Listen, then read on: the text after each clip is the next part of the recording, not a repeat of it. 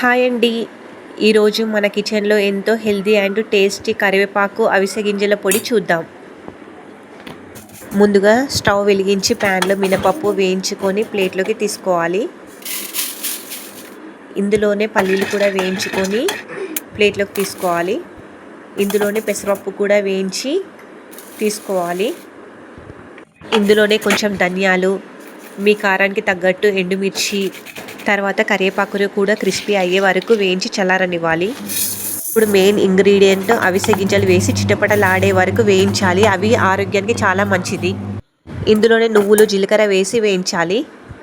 ఇవన్నీ మిక్సీ జార్లోకి తీసుకొని తగినంత ఉప్పు వేసి కొంచెం కోర్స్గా గ్రైండ్ చేసుకోవాలి. ఇందులోనే అవిసె గింజలు, కరివేపాకు, వెల్లుల్లి రెబ్బలు వేసుకొని గ్రైండ్ చేసుకోవడమే. అంతే, ఎయిర్ టైట్ కంటైనర్లో స్టోర్ చేసుకోవడమే. అంతే, వేడివేడి అన్నంలోకి నెయ్యి వేసుకొని తింటే అద్భుతంగా ఉంటుంది. నచ్చితే లైక్ చేయండి, షేర్ చేయండి, సబ్స్క్రైబ్ చేయడం మర్చిపోకండి.